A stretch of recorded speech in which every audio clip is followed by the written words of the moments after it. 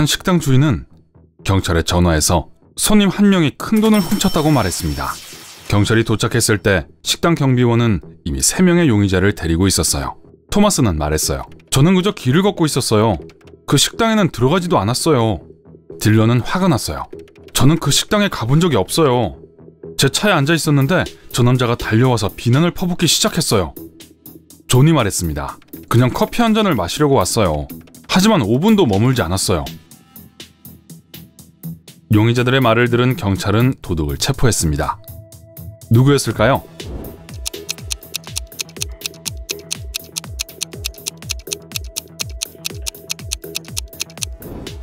딜런이었어요. 그의 차는 단골 고객 전용 공간에 주차했어요. 하지만 그는 그 식당에 가본 적이 없다고 주장했어요. 해리슨이 집에 걸어가고 있을 때 누군가가 그의 머리 위로 가방을 씌우고 기절시켰어요. 정신이 들었을 때 그는 4개의 문과 작은 창문이 있는 방에 있었어요. 해리슨은 창문을 열었지만 비집고 나가기에는 너무 작았죠. 갑자기 그는 바닥에 놓여있는 종이 조각을 발견했습니다. 오직 문 한 개만 밖으로 통합니다. 나머지 3개는 아무데로도 통하지 않아요. 하나의 문만 딱 한 번 열 수 있어요. 실패하면 모든 문이 영원히 잠길 것입니다. 해리슨은 잠시 생각한 후에 올바른 선택을 했습니다. 어떻게 알아냈을까요?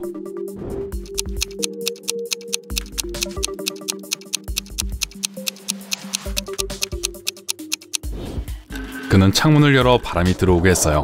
그는 열쇠 구멍을 확인하고 그중 하나에서 시원한 공기가 들어오는 것을 느꼈습니다. 그게 자유로 통하는 문이에요. 한 잠수함 선장이 침대 위에서 의식을 잃고 누워있는 선원 한 명을 발견한 것은 일요일 아침이었습니다. 누군가가 그의 머리를 때렸어요. 다른 선원의 짓일 수도 있어요.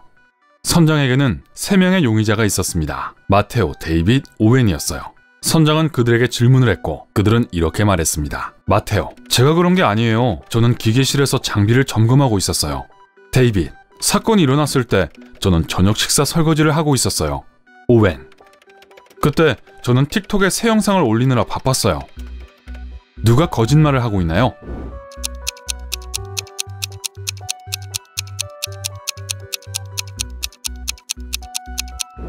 오웬이었어요. 잠수함에서 사람들은 개인적인 목적으로 인터넷을 사용할 수 없습니다. 리오는 대학에서 미술을 공부했고 친구 앤드류와 함께 아파트를 빌렸습니다. 리오는 시력이 나쁘고 항상 안경을 쓰고 있었어요. 어느 날 앤드류는 리오의 안경을 알아채지 못하고 실수로 안경 위에 앉았습니다. 안경은 고칠 수 없을 정도로 망가졌어요. 리오는 너무 화가 나서 친구에게 소리를 질렀고 앤드류는 도망쳤어요. 리오는 여자친구에게 전화를 걸어 안경점까지 태워달라고 부탁했습니다. 안경 없이는 운전할 수 없었어요. 그들은 큰 길로 접어들다가 앤드류를 발견했습니다. 그는 덤불 속에 누워 움직이지 않았어요. 리오는 즉시 경찰과 구급차를 불렀습니다. 앤드류는 병원으로 옮겨졌고 한 경찰관이 목격자들을 신문하기 시작했어요. 리오가 말했어요. 제 여자친구가 운전 중이었고 제가 앤드류를 발견했어요. 우리는 즉시 멈춰서 신고를 했어요. 의심스러운 건 전혀 못 봤어요. 경찰관은 리오를 체포했습니다. 왜죠?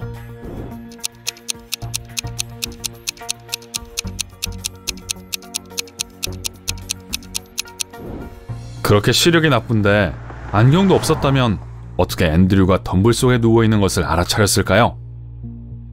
릴리가 경찰을 불렀어요. 릴리는 유명한 예술가인 이웃이 아파트 바닥에 쓰러져 있는 걸 발견했어요. 의식을 잃은 그 남자는 재빨리 병원으로 옮겨졌습니다. 경찰에는 3명의 용의자가 있었어요. 릴리가 말했어요. 저는 옆집에 살아요. 고함과 요란하게 콩콩대는 소리를 들었어요. 무슨 일인지 확인하러 갔는데 바닥에서 그를 발견했어요. 제커리는 경찰에게 자신이 그 예술가의 친구라고 말했어요. 우리는 식당에서 만나기로 했어요. 그래서 차를 태워주러 왔어요. 쿠퍼가 말했어요. 저는 그에게 그림을 주문했어요. 하지만 그걸 가지러 왔을 때 경찰을 봤어요. 누가 유죄일까요?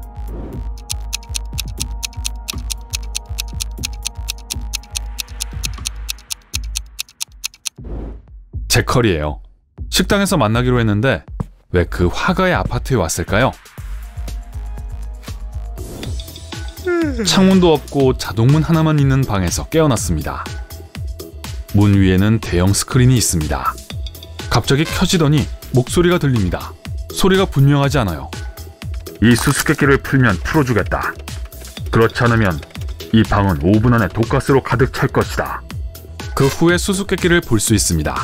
그게 무슨 뜻일까요?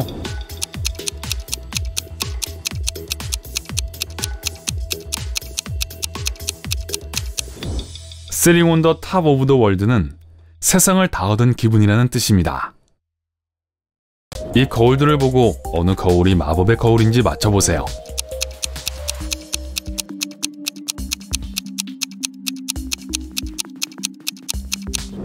가운데에 있는 소녀가 들고 있는 거울입니다. 보아하니 거울이 얼굴에 있는 점을 없애는 데 도움이 된 것 같아요. 한 사업가가 공항에서 보안 검사를 받으려고 하는데 누군가 그의 짐을 가져갔다는 것을 알아차렸어요. 공항 보안 요원들은 3명의 용의자가 있습니다. 안나는 자신은 다른 사람의 낡은 가방은 필요 없다고 말합니다. 자기도 가방이 있다면서요. 마이크는 자기는 가볍게 여행하기를 좋아해서 짐이 없다고 했어요. 그는 모든 것을 배낭에 넣고 다녀요. 제임스는 자신이 최근에 교통사고가 나서 팔이 부러졌고 발목을 삐었다고 했어요. 그는 거의 아무것도 들지 못해요. 곧 보안 요원들이 도둑을 체포합니다. 누군지 알 수 있나요?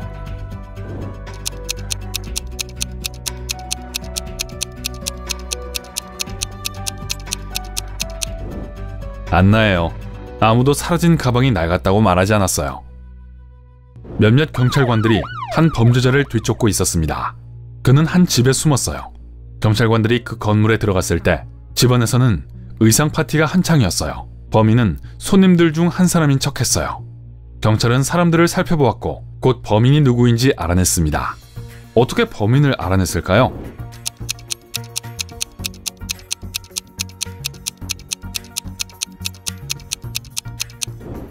검은 망토를 입은 남자입니다. 다른 사람들과는 달리 그는 손에 잡히는 대로 아무거나 걸친 것처럼 보입니다. 아이언맨의 헬멧, 배트맨의 망토, 헐크의 바지요.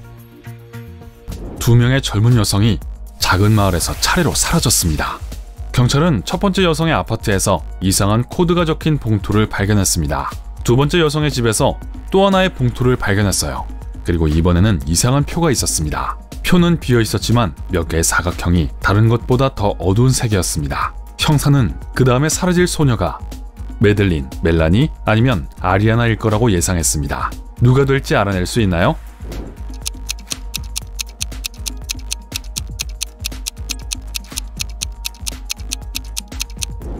코드와 표를 연구한 후 형사는 그것이 메들린일 거라는 걸 알게 됐어요. 인기 블로거 회의가 열리기 하루 전, 회의가 열릴 예정이었던 건물의 보안팀은 이상한 메시지를 받았어요. 블로거 중 한 명이 내일 납치될 예정입니다. 모니카나 레슬리가 될 거예요. 모든 것을 취소하기에는 너무 늦었어요. 그래서 보안 요원들이 두 여성을 예의주시하기로 결정했어요. 행사 기간 동안 두 여성들은 수상한 사람과 이야기하지 않았어요. 모든 것과 모든 사람들이 완벽하게 정상 같았죠. 그런데 갑자기 누가 그 여성 중 한 명을 상대로 음모를 꾸미고 있었는지가 분명해졌습니다. 여러분도 알아낼 수 있나요?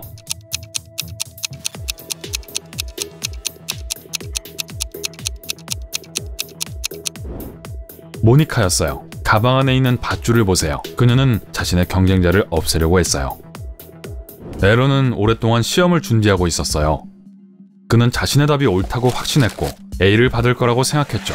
하지만 며칠 후 선생님은 에런과 이야기를 하고 싶다고 했어요. 알고 보니 에런은 작은 실수를 저질렀고 교수님은 그에게 최고 점수를 줄 수 없었습니다. 하지만 선생님이 말했어요. 만약 이 수수께끼를 푼다면 A를 주겠어요. 에런은 물론 좋은 점수를 받고 싶어 했고 그것에 동의했습니다. 그러자 선생님이 그에게 이것을 보여줬어요. 몇 분 동안 생각한 후 에런이 대답했습니다. 그리고 정답이었어요. 그는 뭐라고 답했을까요?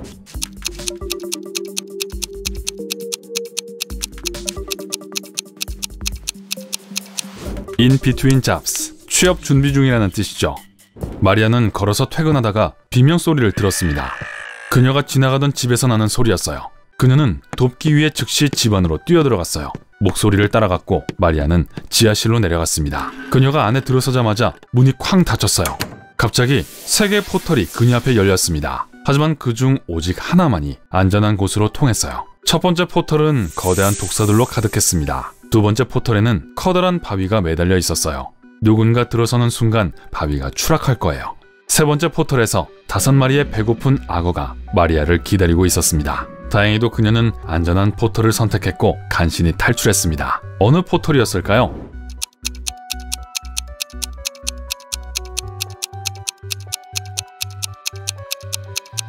그녀는 두 번째 포털을 골랐습니다. 마리아는 신발을 안으로 던지고 그 거대한 돌이 떨어지기를 기다렸다가 밖으로 걸어나갔습니다. 두 남자가 체스를 하고 있었습니다. 그들은 이미 5번의 게임을 했고 각각 3번씩 이겼습니다. 어떻게 가능하죠?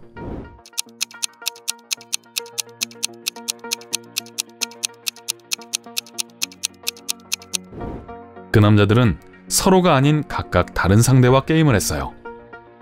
사라와 리암에게는 올리버라는 아들이 있었습니다. 토요일에 부부는 저녁을 먹으러 나갔고 올리버를 집에 두고 갔어요. 그들이 돌아왔을 때 아들은 어디에서도 찾을 수 없었습니다. 불안해진 부모는 경찰을 불렀습니다. 형사가 도착해서 그 집에 있던 모든 사람들을 신문했습니다. 베이비시터가 다음날을 위해 올리버의 책가방을 챙기고 있었다고 했어요. 하녀는 저녁 내내 부엌을 청소했다고 했어요. 그리고 요리사는 다음날을 위해 음식을 준비하고 있었다고 말했습니다. 그는 음악을 듣고 있어서 아무것도 듣지 못했다고 했어요. 경찰은 즉시 누가 거짓말을 하고 있는지 알아냈습니다. 여러분은요?